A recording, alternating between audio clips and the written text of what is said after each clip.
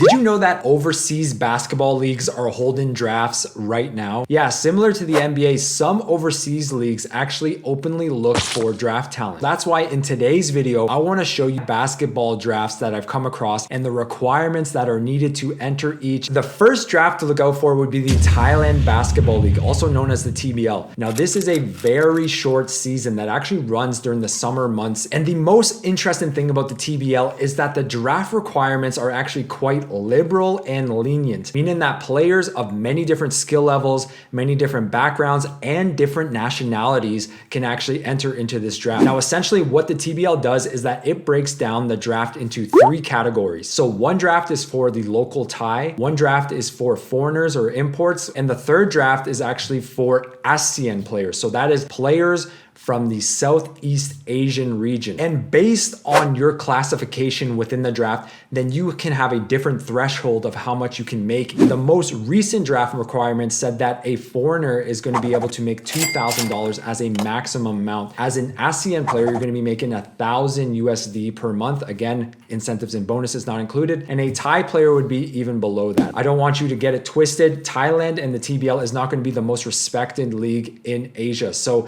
if you are going to this league, then your options may be limited. But if you're a rookie and a starter and you have no other options, then this is going to be much, much better than just sitting at home and doing nothing for your resume. Now, the second draft to check out is the Canadian Elite Basketball League. The CEBL has developed into one of the best leagues in the Americas and is also a summertime league. Players from the NCAA D1 play here, overseas pros, former G Leaguers, former NBA players playing here. So it's a very high level competition. Now, the one catch in the CEBL draft is that players must be an active hooper in the university system in Canada. And essentially how it'll work is that every year the CEBL has a draft with these youth sports players. So every team is able to draft 2 players from the youth sports system and they will put them on their team. Now, the cool thing is that say you're in your 3rd year of eligibility in the youth sports system, you can get drafted in that 3rd year going into your 4th year, play the whole summer with that professional team, and then go back to the university system in that 4th year. In Canada, you don't actually lose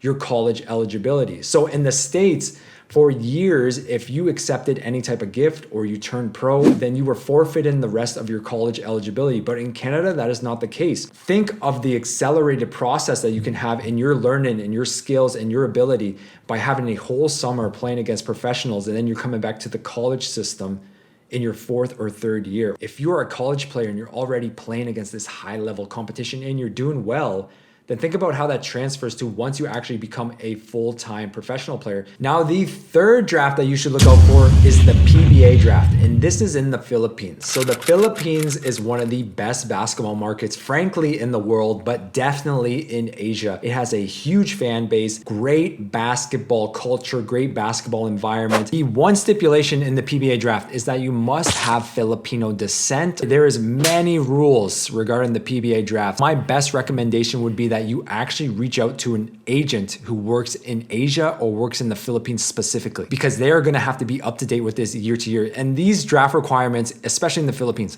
they seemingly are always changing. So when you watch this video, the draft requirements could be different, but the one thing that I think that won't change is going to be that you're going to probably need to have Filipino descent, and there probably won't be a foreigner draft per se, but there will always be a Filipino or Filipino American, Filipino world draft. If you can get your Filipino passport at a younger age, the better. Typically, the way these things work is that the earlier you get your passport, the better and the more quote unquote Filipino you are, and the less you are regarded as a foreigner. You want to work the angle of you trying to get your Filipino descent and you having a lineage and connection to the Philippines.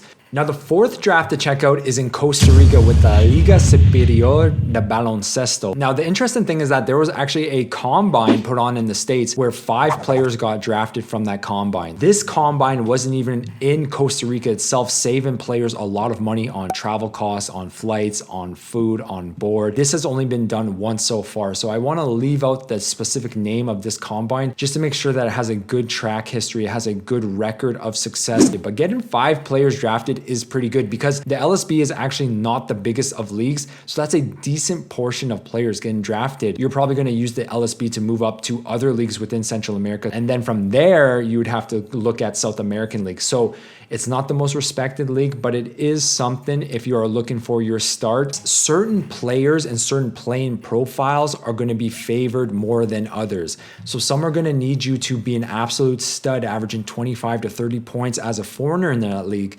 Whereas other leagues, they're going to just need you to excel in your given role. So if you are interested in learning more about the different market expectations that you may have based on where you are drafted or where you sign a professional contract, then click this video right here. Otherwise, I'll see you all in the next video, okay? Take care and God bless. Peace out.